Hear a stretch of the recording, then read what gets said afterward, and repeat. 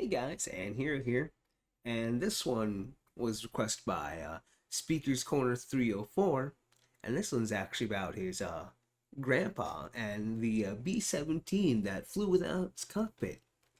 Man, I always like these kind of war stories, so let's check this out. Shout out to him and his grandpa. If you got a problem, just give me a ring. I'll fix it with my speed.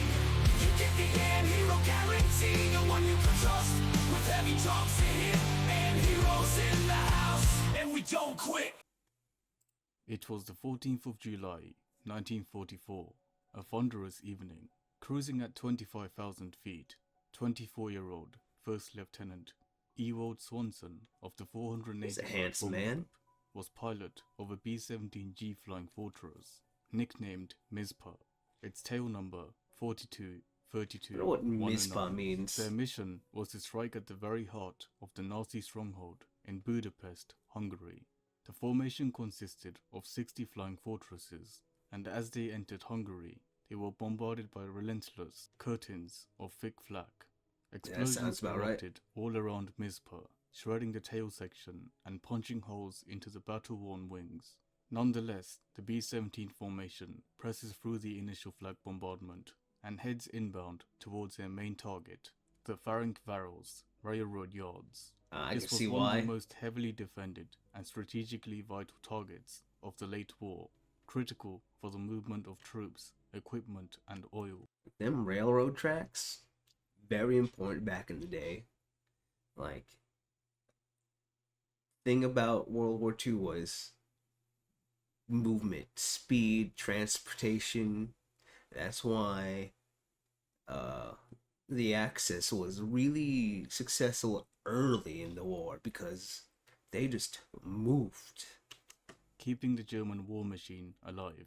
Now, just seconds away from the target, Bombardier 2nd Lieutenant Kenneth Dudley lines up the Sperry bomb site and successfully releases their bombs. Yeah, All of a okay, sudden, sign. chaos erupts. A Flak 88 round lands square on the nose of Mizpah. The nose explodes, vaporizing the Bombardier and the navigator, whilst covering the front of the fortress in blood. The nose peels off above the aircraft, and shrapnel from the cockpit ricochets throughout the cabin, piercing wing gunner Sergeant Wesley Tucker in the chest. The inside temperature plummets to a freezing minus 30 degrees. Due to the extreme damage, the center of gravity shifts to the tail, causing the fortress to pitch up into a vertical. They were mere seconds away from stalling out and entering a death spiral. Astonishingly, First Lieutenant Ewald Swanson, despite no longer having a cockpit, regains control of the battered B-17 and re-enters the formation. The crew of a nearby B-17, nicknamed Yvonne, couldn't believe what they Heck is that? It has no face. were seeing. A blood-soaked B-17 without a nose pulls up alongside them in one of the most haunting sights of the war. Mizpah was strangely flying as if nothing had happened. What was happening inside the B-17 was even more impressive. Since there was no cockpit or control column left to maneuver the aircraft, under the screaming command of pilot Swanson, the crew had begun to fly the aircraft by pulling the exposed control cables by hand. Despite having lost a That is the amazing thing about old vehicles, is a lot of it was mechanical. Like, if you could grab onto it, you can move it. And these men must be either full of adrenaline right now. significant part of the aircraft. This flying fortress and its injured crew refused to go down, a symbol of unwavering courage and indomitable machine spirit. However, over 200 Flak 88 guns still had their sights set on the formation. Suddenly, another explosion rattles the B-17. A flak barrage destroys their number 2 engine as the fortress begins to lose power down another and engine. airspeed. With the nose blown off and an engine gone, Mizpah and her crew, through sheer determination and will, kept the aircraft airborne. However, the effects of drag from all the damage received was increasing by the second. Mizpah had fallen far behind. Yeah, that no nose, it really Really messes with the aerodynamics. The formation by now. For a perilous 10 minutes, the crew battles the control cables to get as far away from the hornet's nest as possible. Now, over Dunavek's, Hungary, pilot Ewald Swanson informs his crew to immediately bail out whilst he held it steady. 7 crew members successfully bail out of the aircraft. Swanson could no longer tame the crippled fortress on his own. Immediately, the B-17 pitches up, trapping Swanson inside the fuselage. He grabs the parachute and keeps it close to him, waiting for the B-17 to stall out. As the fortress comes to a standstill, Swanson takes the opportunity to jump out of the front, but just as he does, his chute catches the torn metal of the cockpit, ripping through the fabric with brutal force. This was a blessing in disguise, however, as if the fabric hadn't torn, he would have gone down with the ship, pinned by centrifugal forces. Swanson is violently flung back, narrowly missing the tail section of the B-17. The young pilot momentarily passes out, whilst falling out the sky from 20,000 feet. When he opened his eyes, he was seconds away from hitting the ground. First Lieutenant Ewald Swanson immediately opens his parachute, but notices that it had sustained significant damage. The chute was not slowing him down enough for a safe landing. The landing was going to be brutal, one that he was unlikely to walk away from or even survive. By sheer luck, on the way down, he spots what he believed to be an enemy POW camp in the middle of a dense forest. Swanson positions himself on top of the trees by the camp, hoping it would break his fall.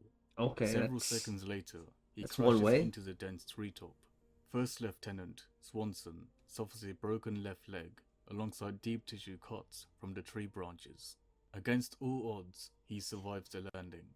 The German medics of the POW camp quickly spot Swanson's body in the brush and recover. He lived. They administer life-saving first aid to the young pilot, who has at this point stared death in the face and kept going. In fact, to his amazement, he finds out that the entire crew of his B-17 had survived. His crew were captured nearby, only to meet up at the same camp their pilot had somehow ended up at. A happy accident, as they put it. The crew would endure 9 long months through the harsh cold winter at the POW camp. On the 30th of April 1945, US troops would liberate the crew of Mizpah. The war for these young men had finally come to an end. The 8 survivors would return home to the USA that night. Ewald Swanson's bravery. Man, only was it the one guy? Only out of that crew didn't make it. That's a good amount of people can come out of a B-17 without a cockpit. That day would earn him the prestigious rank of Lieutenant Colonel before his retirement from the United States Air Force. After the war, he returned to a quieter life, marrying his beloved Catherine Swanson and raising a son together at Michigan, USA.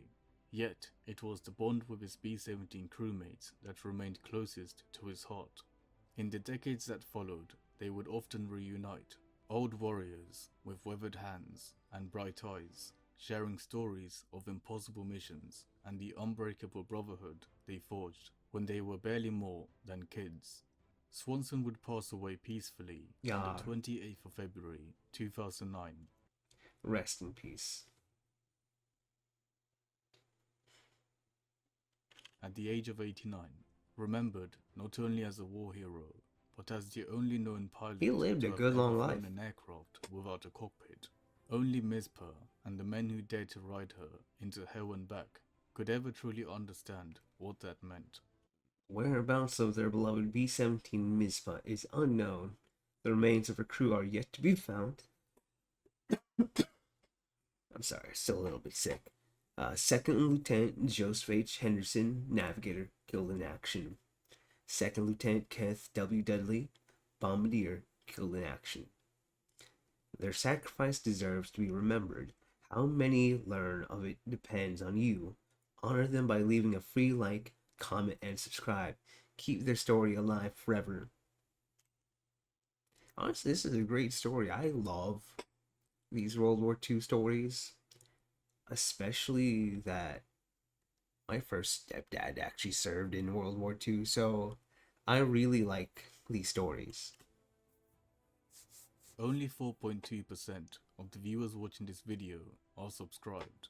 It takes countless weeks I'll give you a to write and subscribe. produce these videos, but it takes just You a better second subscribe. of your time to click that subscribe button. It's completely free, but helps us out immensely in bringing this content to you.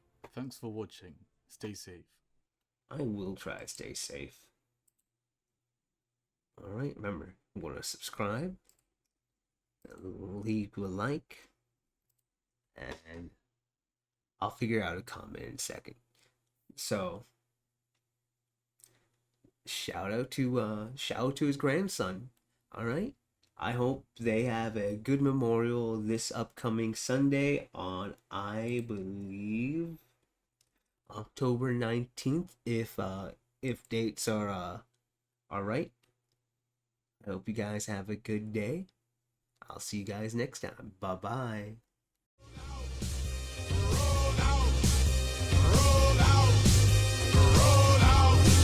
I got my sweet Glock 40, cock back, me and my homie, so drop that.